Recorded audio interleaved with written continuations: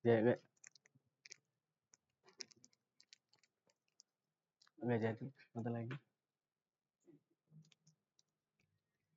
Ini.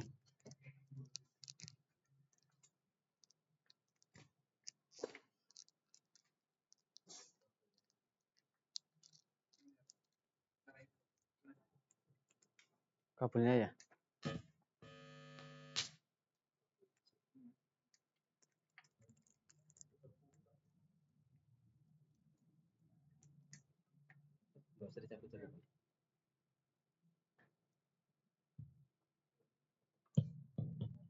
Aduh, mesti ini ya.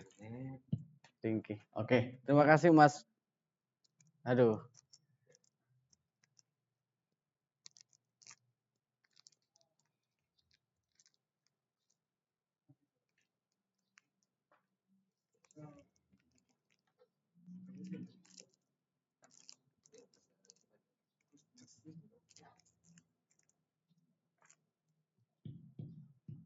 Bismillah. Baik, terima kasih Mas Faizul. Mas Faizul ya. Mas Faizul Unsud. Jadi kan saya setuju ya kalau jaraknya jauh. Terus kaitannya dengan menolong, tadi saya sudah sampaikan bahwa tugas kita dalam arti membantu adalah yang pertama. Kita fokus di sini gitu. Karena ketika kita pun ngotot misalkan ya untuk kemudian datang ke sana dalam arti langsung ke lokasi, itu sulit kayaknya deh ya.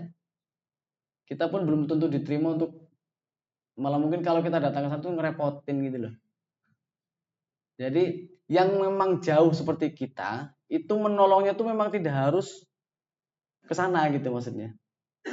Bisa lewat bantuan logistik dan seterusnya gitu. Dan itu pun nggak diharapkan oleh para pejuang Gaza untuk kemudian orang-orang Indonesia misalkan datang ke sana itu juga nggak diharapkan gitu.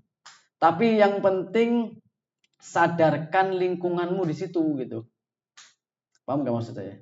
Dan itu bentuk menolongnya gitu. Jadi poin saya sebenarnya dengan analogi itu kalau seandainya tidak bisa dipakai juga tidak masalah. Yang penting adalah poin saya kita tidak perlu untuk membenturkan masalah-masalah yang ada, entah itu masalah lokal yang ada di Indonesia ataupun masalah yang ada di Palestina. Semuanya adalah bagian dari masalah umat Islam.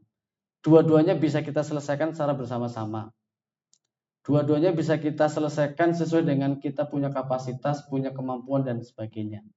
Jadi nggak perlu kemudian kita bentur-benturkan. Ketika ada orang ingin menyumbang ke Palestina, ya silahkan begitu, ya, karena uang-uang dia begitu ya. Yang kita paham betul tahapannya.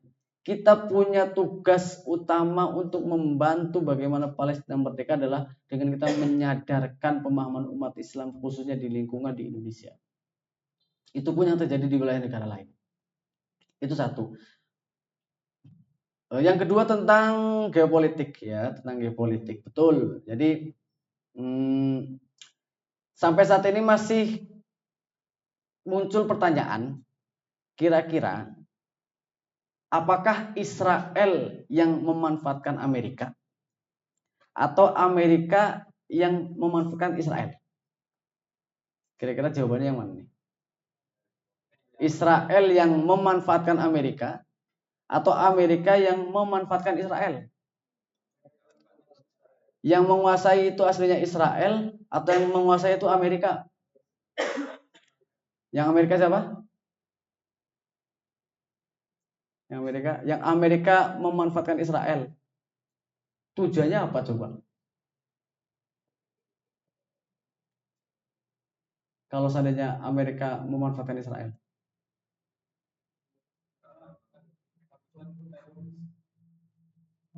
Sampai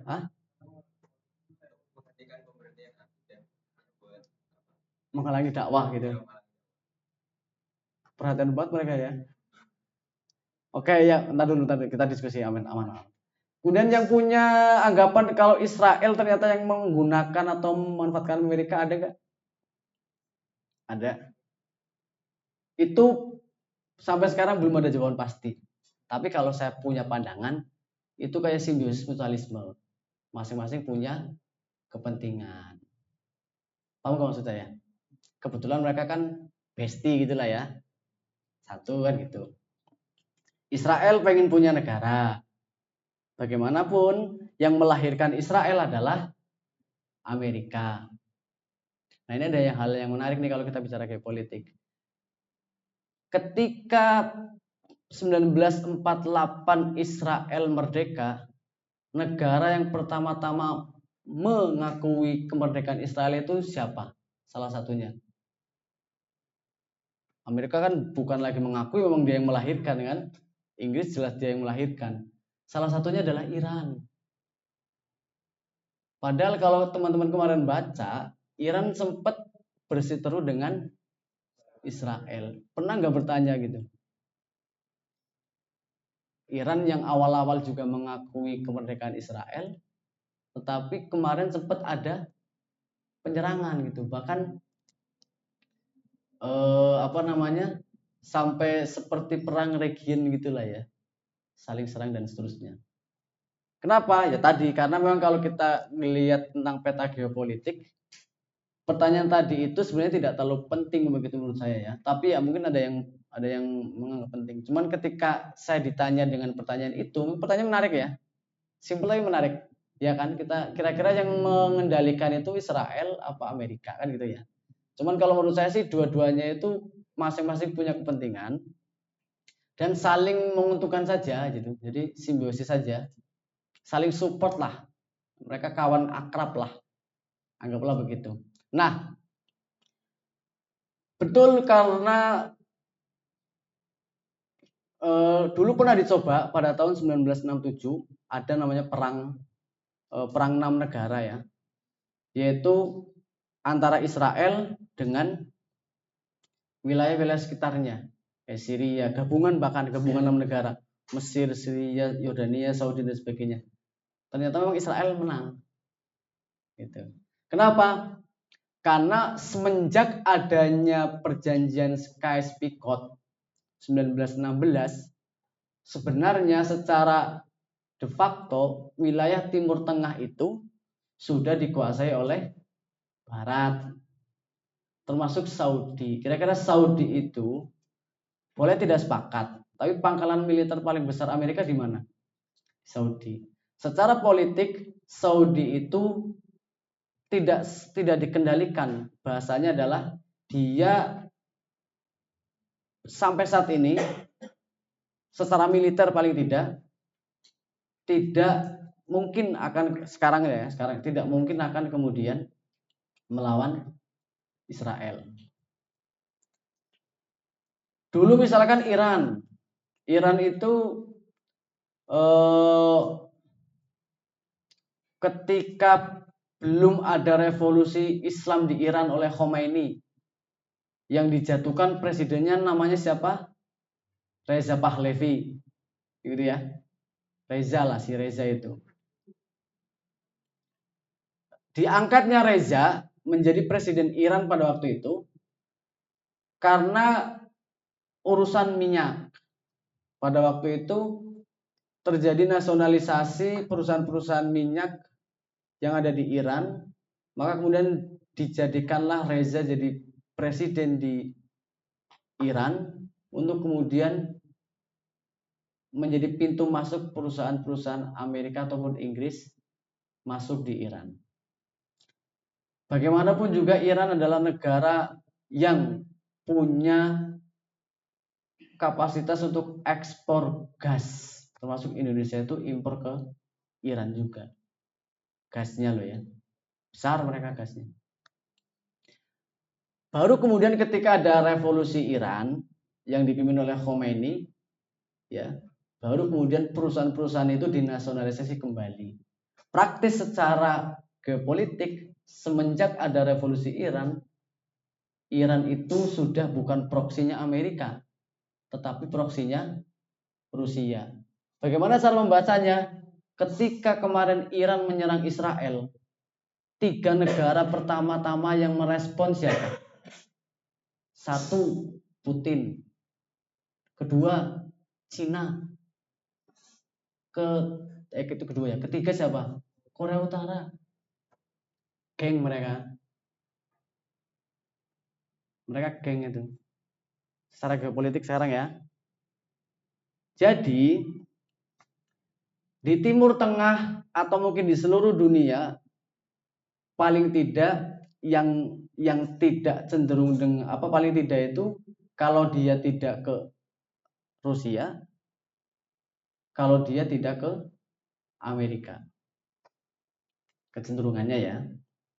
Tinggal teman-teman lihat Indonesia kira-kira kemana tuh. Jadi ngelihatnya gampang teman-teman. Ngelihatnya itu dari penguasaan sumber daya alam. Perusahaan mana saja itu yang nempel di situ. Itu akan bisa kita baca kecenderungan politik di negara itu tuh gimana gitu. Itu gampang bacanya karena politik dengan ekonomi. Justru malah yang tidak merespon ketika Iran itu menyerang Israel itu malah Amerika. Amerika itu dengan tegas malah mengatakan begini, saya nggak akan mau ikut campur. Ketika Iran nyerang Israel kemarin, Amerika malah merespon saya tidak akan ikut campur. Alasannya kenapa? Seandainya kita pakai hipotesisnya Mas tadi, bahwa Israel itu punya backingan Amerika. Tapi pada kasus ketika Iran menyerang Israel, Amerika tidak bersikap. Karena memang pada agresi Israel ke Palestina ini, kalau teman-teman baca, Amerika kan pasti support ya. Terutama support apanya? Persenjataannya kan ya. Amerika itu loh, porsi anggaran untuk senjata itu sudah hampir sekitar 4.000 triliun untuk penyerangan terbaru di hampir setahun ini loh. Coba. Makanya protes yang dilakukan itu tidak hanya oleh kaum muslimin loh. Warga-warga Amerika civil society itu juga sudah ada yang protes. Ngapain bantu Israel? Termasuk warga-warga Israel juga pernah membaca berita mulai protes juga. Mungkin masih sebagian kecil. Bahwa yang dilakukan oleh Israel itu sudah tidak masuk akal begitu ya. Jadi yang ingin saya sampaikan adalah bahwa semua orang itu berhak untuk membela Palestina ya. Dan semua orang juga berhak untuk membenci Israel. Sepakat ya? Yang membedakan adalah motivasi kenapa dia membela Palestina dan motivasi kenapa dia membenci Israel. Itu motivasinya bisa beda-beda. Ada yang karena agama, ada yang karena kemanusiaan, dan mungkin ada yang karena masalah politik. Kira-kira kalau seandainya kenapa negara-negara Timur Tengah atau negara-negara Arab di sekitar Israel atau Palestina tidak mau bersepakat membantu baik secara politik atau militer terutama, itu kira-kira alasannya kenapa? Nah, silakan dipikirkan. Kemudian yang kedua, kenapa kemudian Iran yang awal mulai itu mengakui Israel ketika merdeka kemudian bisa berseberangan secara politik menyerang Israel? Apakah kemudian karena dia membela Palestina? Silakan dipikirkan. Kenapa kemudian Amerika ikut cawe-cawe di Timur Tengah termasuk membantu Israel dan lain sebagainya? Nah, silakan kemudian jadi bahan diskusi teman-teman sehingga kemudian kita tidak sekedar berjumpa pada siang pagi hari ini. Gitu ya. Mungkin tidak akan menjawab tapi paling tidak menjadi clue untuk kawan-kawan semuanya. Terima kasih. Ya, baik. Pertanyaan dari Mas Faizul sudah terjawab ya dari Ustaz Lutfi. Demikian. Terakhir mungkin sebelum kita masuk ke acara berikutnya, nah kita mau